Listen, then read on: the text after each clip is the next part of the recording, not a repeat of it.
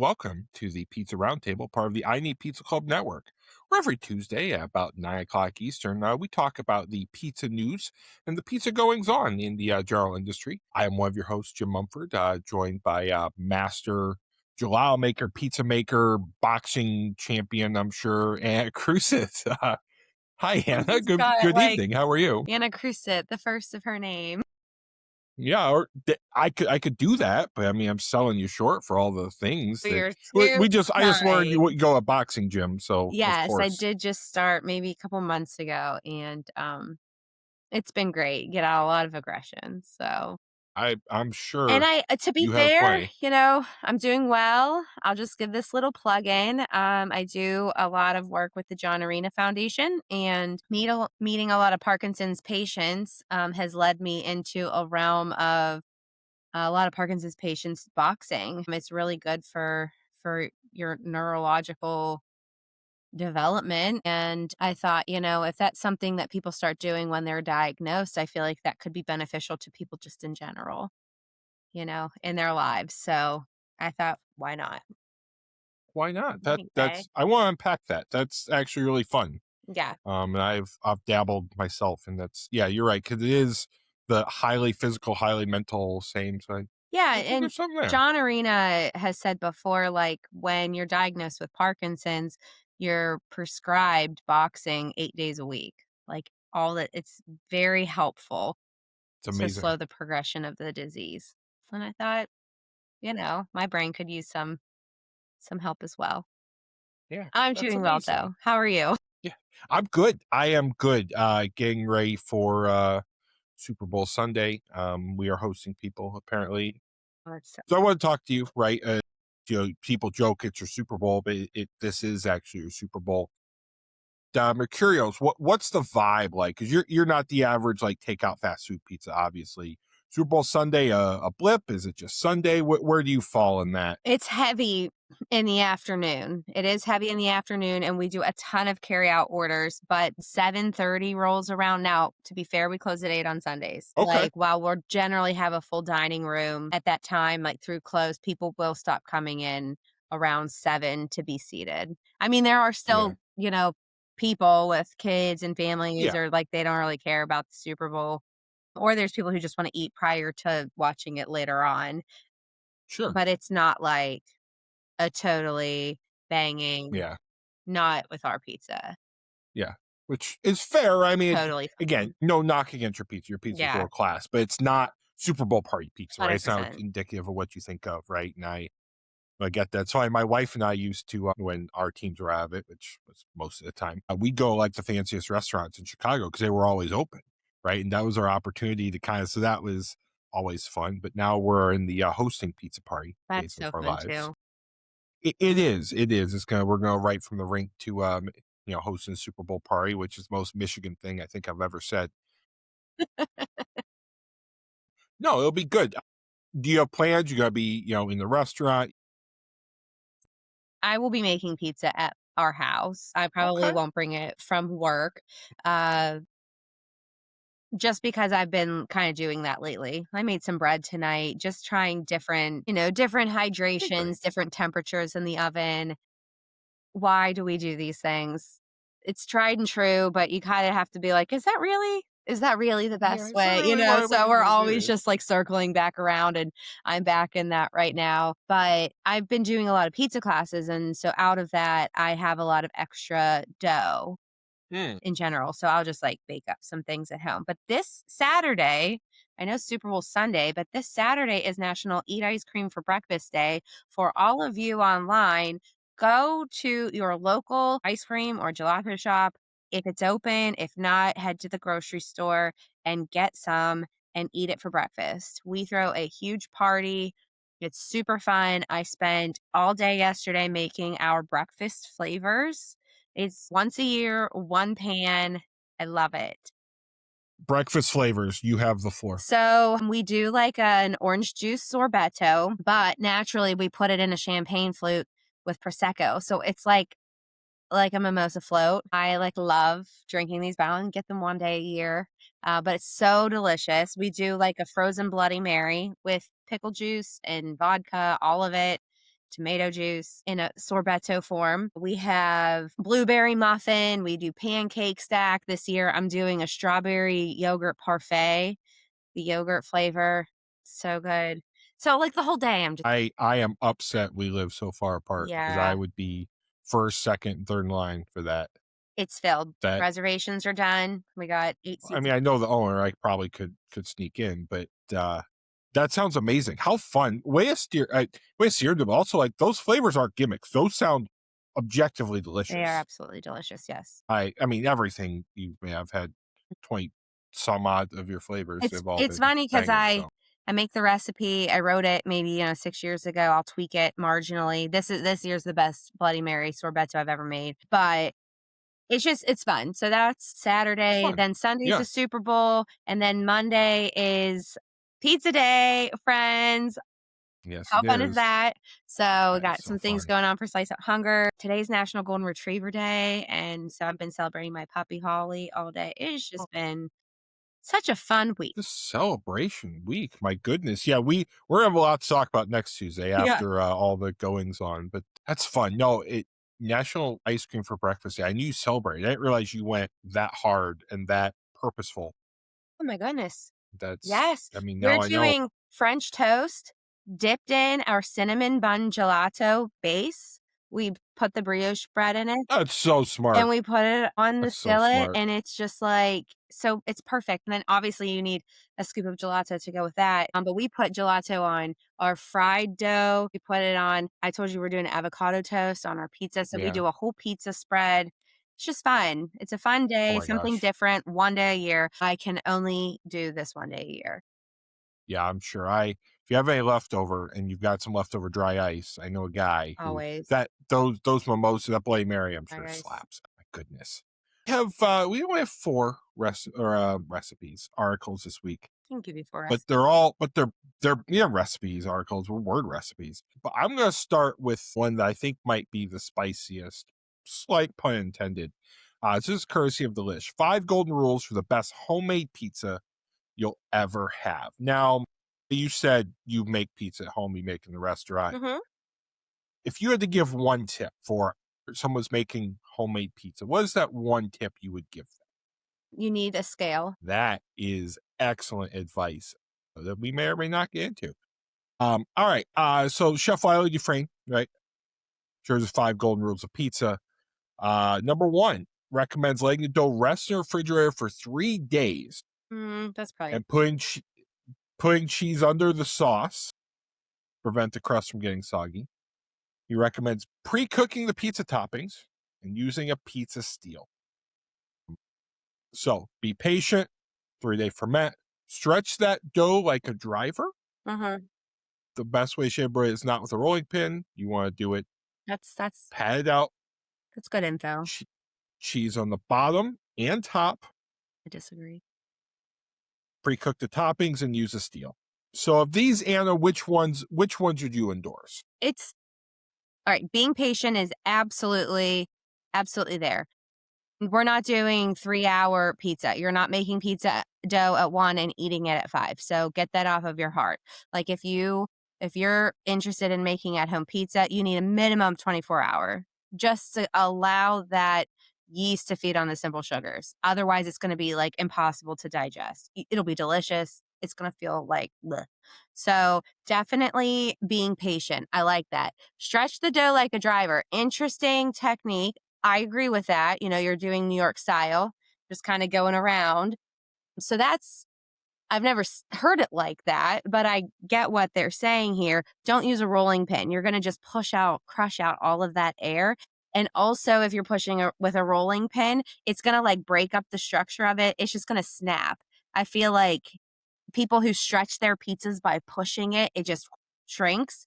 That's super disappointing, right? You want like a nice size pizza. So I like that tip. Cheese on the bottom. I mean, I've never given that advice to somebody. I would say use a semolina or cornmeal. Use something, not all purpose flour. Maybe that's what he was trying to say I because, think he means like cheese below between the crust and the sauce, not like on the pan. okay, also probably not that necessary, but Yeah. I wouldn't say that that's like critical top 5. Okay, maybe Yeah. like in their advice is using a semolina flour. Use a I pressing flour. 100%. Yes. Don't have a sticky pizza. Otherwise, it's gonna be sticky on your deck, sticky on the launch, sticky on the peel, sticky in the It's oven. gross. It's not gonna work for you. So, Agreed. Yeah. pre-cook the toppings. Yes and no. It's not necessarily pre-cooking the toppings, but you're gonna wanna par bake that crust. If you're only cooking at 500, 550, depending on your flour, you're gonna need 2 times in the oven, otherwise you're gonna dehydrate your sauce and cheese. So, yes, I agree with the pre-cooking of the toppings, but maybe just a par bake and then use a steel. That's great advice. Not a lot of people wanna invest in steels, and they're kinda hard to store unless you store it in the oven, but I love my steel. Like, I use a pizza steel, and I love it, so I would give that to, like, higher level pizzaioli. A cookie sheet works just fine. I agree with you across the board. I'm going to put one caveat, and because it's me, it depends what style you're making, right? If you're talking about a Neapolitan, you're talking about like a New York toss. I agree with all of this. But if I'm making a tavern, you need a rolling pin. Well, If I'm sure. doing if I'm doing a Detroit, right, where the stacking matters, it might do. I love my pizza steels. I think they're more affordable than stones. They don't crack. They're great. I actually went to a steel yard and got mine. And it's awesome. So I agree with that. What about cheese and bomb? I agree with your tip about a launching flour, a semolina, something that changed my when I think you were the actually one who gave me that tip long before we started this. You need that launching. So I love my like finely ground semolina. It's awesome. The texture, it makes the world of difference. So overall, I think I like it. I think it depends on the style. I don't think you necessarily need 3 days, at least 24 hours, right? I mean, Yeah. again, unless you're making a dough that's specifically a same day dough that has different elements to it. Sure, a pool like, you could do a Polish on it. There's a lot. I Yeah, mean, there's a there's lot a you could million do. different things, but in my mind, as soon as I saw, like, a driver, I assumed they were doing a New York style.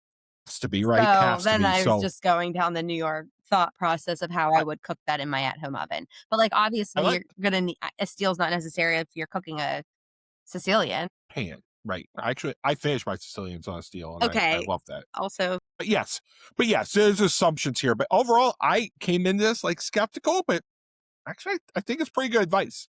Honestly, I think it's pretty good across the board. outside of needing a scale. Yeah, you Have to. have to use right a demo that I do all the time is I'll have 3 cups of flour, and one will be sifted, one will be scooped, and one will be pressed, and the weights will be like 300% different, You're right. right? I mean, you have to weigh, cannot do I get volumetric. a lot of comments from people about like my grandma didn't weigh it. It was based on feel and touch. And like when you do it 100,000 times, Yes, you know what that feel is. But when you're learning in an effort to have any ounce of consistency or any control of the consistency. process, you're just going to get frustrated. It's not fun. It's not, and then you get frustrated, and then it snaps back, and then absolutely weigh it. It's funny you say I was making some Kalamazoo style pizza yesterday, right? I was making the dough, and it was too wet. I could tell it was too wet. I added a little bit of all purpose, right? Got it, and just like, but like I knew that, right? I've made this dough probably 100 times, right? In some version, but like you have to weigh everything. So yeah, number one tip.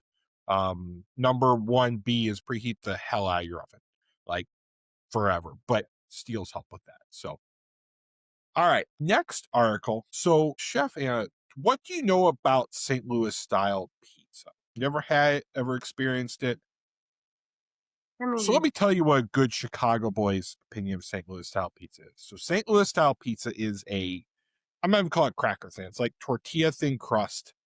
The sauce is very sweet. It's heavy on tomato paste. Some might call it ketchupy. The cheese is Provel, which is a cross between a smoked provolone and Velveeta. I mean, truly it's an acquired taste. I will just say that, right? If you grew up with it, you love it. If you didn't grow up with it, you might not love it straight out of the gate. But Emo's Pizza, which is kind of they were the first, right? I think they own the patent for Provo, right? They are the institution. They make a nice pie. So STLmag.com, Emo's Pizza introduces a national collaboration with Mike's Hot Honey. So obviously Hot Honey sweeping the nation. You did a Hot Honey Gelato a couple months ago, if I recall, which was actually tasted pretty good. Could have been a little spicier at IMO, but Was hot. it was hot. It was good, but it was hot. So anyways, collaboration. So again, 60 years Emo's Pizza has ruled it. They're partnering with Mike's Hot Honey. So pepperoni cups on top of the cheese and kind of going for it. So I'll kind of give my take on this, why I actually don't hate it. So a St. Louis style pizza is very sweet. And some of the original recipes actually had like powdered sugar tossed in the cheese. Like truly, like it is a very sweet pizza. So counterintuitive, you don't want more sweet, but that heat really cuts through a lot of the richness, and there's a liquid smoke aspect to it too. And conversely, I think Hot Honey might be the savior of St. Louis style pizza. So, and just kind of your take, right? Hot Honey, you obviously, I think you're a fan, Oh, right? yeah. Yeah. Yeah, Mike's Hot Honey's delicious. I mean, hot honey in general, I'm totally into it. I guess I'm just kind of like not understanding the style. So, is it that type of sweet sauce for across the board? Like if you're making a pepperoni or a white, well, not a white, but like you're dolloping it on, right? It's all the same. Is all the same, that sweet sauce. So it's tortilla. I call it tortilla crust. I mean, it's that thin And with that sweet sauce that generally is probably a little more than you'd think. And then that Provel on it, which is, it's a very chewy, right? I mean, it's a processed cheese, right? right. So you know exactly what this tastes like. There are a lot of pizzerias that do this style in that city? Yeah, St. Louis style it's a thing. Interesting. I want to go. It's in the, well, I know where you can find a recipe to make it. Uh, yeah, there you go. It is, I would call it acquired taste. I mean, truly, it's a little funky, right? Mhm. It's got, like that Provo has a liquid smoke to it. Mhm. So it's got a little bitterness to it. So that's why I think the Hot Honey, I think, is actually brilliant. I think it's going to cut through a lot of the things that if you don't love that style, I think it'll cut through Kind of it. So help it. I love it. Yeah, I Hmm. think so. So I'm here for this one, which Sounds is rare good. for me to say. I will say candidly, the only recipe I had to try like 10 times in my book to nail was the St. Louis style. I couldn't do it because it's so predicated on that one cheese. I was trying not to use that one cheese to try to use what you could do. I found a way, but yeah, that was a hard one to do. Well, good for But maybe you. if I had And Hot now Honey, you have to make it and put some hot honey on it. I May or don't, may not. like it. It's tough. But pizzas I do like, being again a good Chicago boy, are everything when it comes to stuffed deep dish pizza. So, courtesy of Black Club Chicago, uh, you know, godfather of tavern style pizza, John Carruthers, author of this, The Ultimate Guide to Chicago's Pizzas, deep dish, stuffed, pan, and double decker. So, yeah, I'm going to put you on the spot again. I know you've read this, but I'll put you on the spot anyways. If I had to ask you the difference between Chicago's 4 different pan style pizzas, could you do it? Did you know there were 4 different? Be honest. You gotta be honest with this. I could have probably guessed pretty closely to 3 of them, right? Like the deep dish it's thick, it has like the thicker edge on the end of it. It's a deep dish. The stuffed is right, I don't know, you're stuffing the crust. The double decker is like crust on crust. And then it's like a pizza on a pizza. Yep. And then a Yep. pan is probably just a pan. Maybe what? An inch? Yeah. I, I, Okay. I think you nailed it across the board. Kind of going through. So, John kind of details some of his favorite spots. Deep dish pizza, that's the OG, exactly what you said, right? That's what, it's made famous by the Bear, Pequods, however you want to call it. And there's your classic deep dish pizza, right? So he talks about numero uno, but that's the thick one, right? The buttery crust, the cheese, you've got the tomatoes, and then you've got the good stuff on top. Going in, so right, so kind of going through, so deep dish, I exactly was what we interested said, in right? what he Pizza was gonna Uno, say. right there, you've got that. The stuffed actually has a layer of, There he oh, is. sorry, we'll go, yeah, here's the pan. So here's the pan. This is from Millie's. Awesome guy, rising in every category. And this is This right, it's a pan pizza. They do the burnt cheese rim, which I love at Millie's. Very decorative, very artistic, Beautiful. lighter, right? You could see smaller, right? This is not as thick of a pie. This is definitely, a truly a pan and probably half the thickness of a deep dish. So that was a pan pizza from Millie's. Then we're going to go to the Okay. stuffed. So stuffed pizza has actual layer of tavern dough between the cheese and the sauce. It holds its structure a little bit better, quite frankly. It's a lot easier to eat. It's definitely heavier. But you can see he calls out Angelo's on Pulaski, but you can see his stuff. You can actually see there's a layer of dough in between, Hmm. which is pretty cool. And I actually prefer stuffed. You can really see it, right? And I think your textures are better on stuffed, but they cook a longer, so they're a little bit more dry. And then you nailed it with the double decker. It's basically two tavern styles right on top of each other, right? So it's a cheese pizza on top of a cheese pizza with toppings. And it's more, right? It's just a little bit more. It's not my favorite. I don't think it's a little too much, right? I'd rather have twice the tavern styles than a double decker, but it is 100% a style. What is like on the double decker the mouth feel? Like, is it real chewy? Is it soft? Or is it like crispy with the tavern, but there's two? Like, I don't. It's super crispy with the tavern, but you get a little bit of chew, you get a little more texture with them. This is a perfect shot, right? With that intermediate dough. That's a very low hydration dough. Hmm. So that's gonna not kind of give much other than some structure. And again, double deckers, you see double deckers or double crusts, and they're good. Don't be wrong, but they're not my favorite. Again, I'd rather have double tavern style, but they're certainly a type of Chicago deep dish. But anyways, John wrote this article. Check it out. He goes through it. He knows more than probably anyone on the plant on these, and definitely check out Millie's. Millie's is one of the best pies in the plant. Would love to.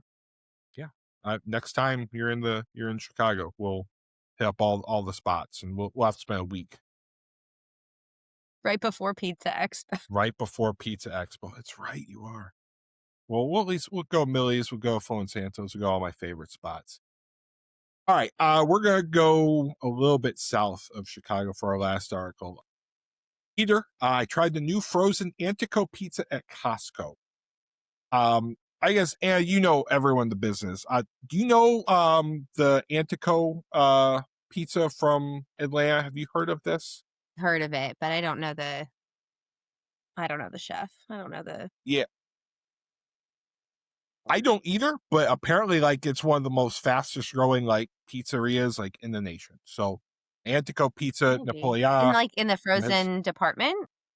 no, like it's a It's standalone, right? It's an actual pizzeria that has gotten into the kind of freezer section. right, but that's what I mean. Like Yeah, it's a brick and mortar, and it's a brick now and they're mortar. There, growing in frozen, but also in brick and mortar. but yes, Okay. correct, growing in both. Anyways, kind of growing around the southeast, getting a 2-pack. I love the 2-pack idea for a frozen pizza. By the way, I think that's just savvy. Especially that style. Yeah, exactly. The pack is two 12-inch pizzas, torn buffalo mozzarella, garlic, and fresh basil. And I'll just kind of summarize the article. They said it's awesome, and I'll be honest, if that's our pie here, that looks pretty darn good for a frozen pizza. What's the price point on that? Do they say the price point? I don't know that they do. $18.99 for a 2-pack. So that's, I mean, if you consider what one of those would be carry out. Yeah, no, that's great. That's a good Yeah. price. So yeah, they say doctored up, which is kind of an OG trick, right? Of things, but I don't, and there are a lot of parts to a frozen pizza, right? Now, I'm sure you've kind of explored the space, but what's the hard part for a retailer pizza maker to nail with a frozen pizza? Is there any like pitfalls or things? Because obviously, right, you're kind of you have to par cook it somehow, right? Or how? No, No, or you don't. so we sell frozen pizzas in our pizzeria, Hmm. and we used to par bake them, but we just cook them the whole way through. And you have to blast freeze them. So it goes into our gelato -25-degree freezer, and it's very cold, and you can pick it up and honestly just crack the pizza in half. if you wanted to. Like, I've dropped a pizza and it just shatters type of deal. It's Sounds fun, wild. honestly. It's wild. But we cook it the whole way through. Some of the issues, so I saw the packaging on that. That is not an easy thing to wrap well, to use the heat on the bottom of it, because if it gets too hot on the tray, on the cardboard, then it'll actually start to warm the pizza.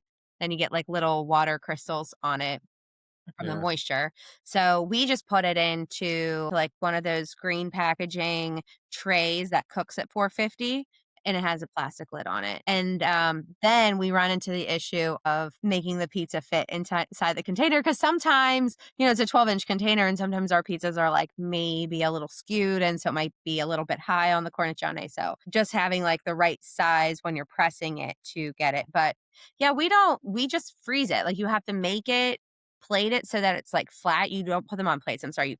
You lay it on like on the counter for a minute just to kind of cool. And then you have to make sure that it's on these. We put them on our speed racks so that there's two on one and they're totally flat.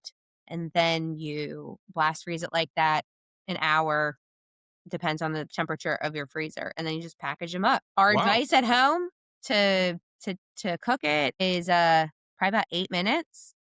9 minutes from frozen. I wouldn't thaw it first and spin them. Make sure that you're spinning it halfway in the oven. I don't know what their instructions are, but I would guess But it was similar. 9 to 10 minutes, so I'm assuming that they fully cook theirs too, which makes a lot of sense, right? Mhm. Well, I didn't know you do frozen pizza. That's gotta be tricky. Can I ask what your price point is? Is So that we is that sell them for 14, okay? I mean, I get it. maybe It depends 13. what's on it. Yeah. Yeah. I mean, the thing is, we sell them grocery stores, so they'll buy them from us to sell in Italian markets in Pittsburgh. And we mostly got into this because of food kitchens, food pantries, to be able to donate pizza, because it's actually really hard to donate 30 pizzas to a pantry. They don't have 30 people coming. My style of pizza isn't something that really supports that. So I do some work with our church for like a treasured kids program for foster parents. And it's so easy to be able to just freeze a couple pizzas, drop them off to a family or a new mom who had a baby, and keep these in your freezer and cook it up whenever you want. And so it just So has made amazing. things much easier for like the giving element, which is like why I developed that. Well, but my brother Joe, we together, I have to give him credit. Yeah, you don't Um, have to. No, yeah. well, So it's great. And I love that they're offering this now, a quality pizza, you know? yes. That's like at the end of the day too, like, just don't put the garbage in it. Give people an option. They'll buy it. They'll spend 18.99 is nothing. And especially for a two-pack, and, I think you nailed it, right? Listen, the party pizzas have a place in our lives, but sometimes you need something ready to go that isn't completely processed junk, right? That has some awesomeness to it, that has some flair, but sometimes you don't have the ability to go out or whatever, so I love raising the game for frozen pizzas, but also I love what you're doing, right? Is you're making them. These are same kitchen, same ingredients, same whatever, freezing them very carefully, giving them a lot of care, right? So it is the best recreation. It's not going to a distribution house, to a hub, to a freezer, sitting there.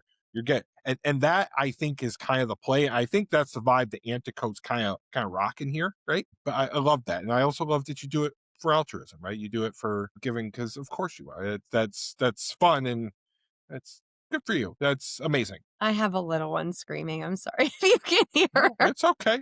I can't, but I have a little one screaming most of the time too. Well, Anna, if people want to follow you, your frozen pizzas, or come check you out on Eat Ice Cream for Breakfast Day, where are they going to do that?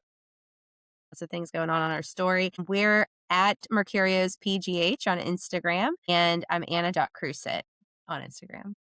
Both instant follows. I'm Jim Cooks Food Good, wherever you get your social media. And you already follow I Need Pizza Club, right? You follow us on Instagram. You're going to follow us, like, rate, subscribe here on YouTube. Uh, check us out wherever you get your podcasts. And until next week, Anna, have a very great, busy, event-filled week. I can't wait to hear about it. And we'll see everyone next week at 9 o'clock Eastern next Tuesday for another episode of Pizza Roundtable. Good night, Anna. Good night.